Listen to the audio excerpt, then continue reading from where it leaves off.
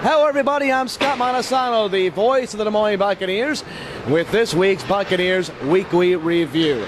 Well, the Des Moines Buccaneers, for the first time this year, are coming off of a pair of losses as the Buccaneers dropped both games last weekend, so they're chewing on the fatty gristle of losses. It's never a good taste, but the Buccaneers are behind me right now, getting back to work, looking to get back on the winning side of things when they get back into action on Friday night at home against Sioux Falls. Last weekend, the Buccaneers fell at Sioux City and then at home to Omaha, the first pointless weekend of the season for the Bucs, who are still 6-2-1 on the year. You always have to remember that the team is still 6-2-1 on the season. Just so happened that those two regulation losses are the most recent games for the Bucs. Bucs were not dominated in either one of the games. They played good, just not good enough on Friday against a very good Sioux City team. And then on Saturday night, Omaha played good. Bucs did not get any help from the officiating, as many of you here would attest.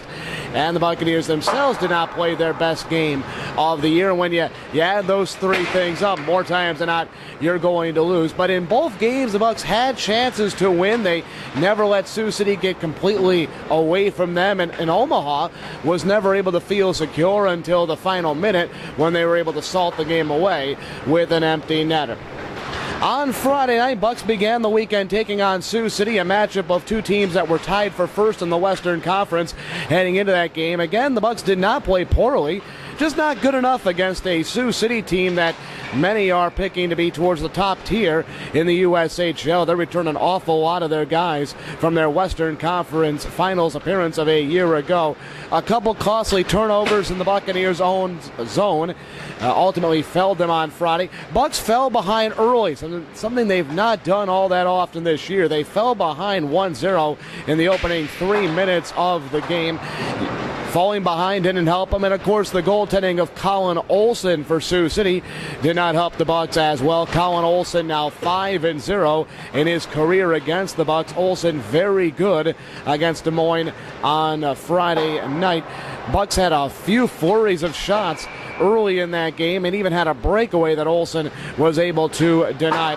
Ryan Domowski scored the lone Bucs goal, a goal that came towards the tail end of the third period, a goal that put the Bucs down 3-1, and Des Moines really still felt very much in the game. They had a power play shortly thereafter, weren't able to score on that power play when the game was 3-1, and then Sioux City added a couple of window dressing goals to make the final score look worse than it was at 5-1. Again, the Bucs played well, just not well enough to win the game on Friday. Then on Saturday, Bucs came home against Omaha, a team that they were 3-0 against this year, but very difficult to sweep any team in the USHL, particularly in your conference when you face them so many times.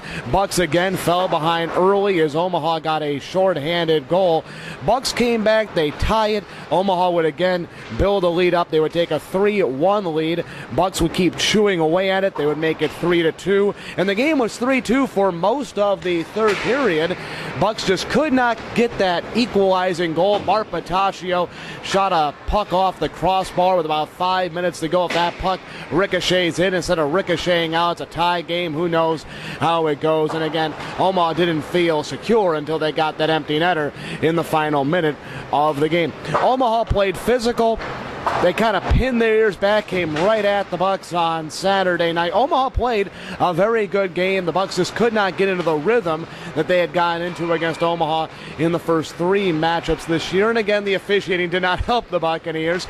Buccaneers were shorthanded 5-on-3, 3 times, 2 times of significant length. But the Buccaneers had a, nearly perfect penalty kill on Saturday night, including killing off all of those 5-on-3s. A huge bright spot for this team, the play of the penalty kill all weekend long for this team. So while the Buccaneers definitely were not helped out by the officiating, they were able to overcome it on Saturday night. Just couldn't get those even strength goals that were the difference maker.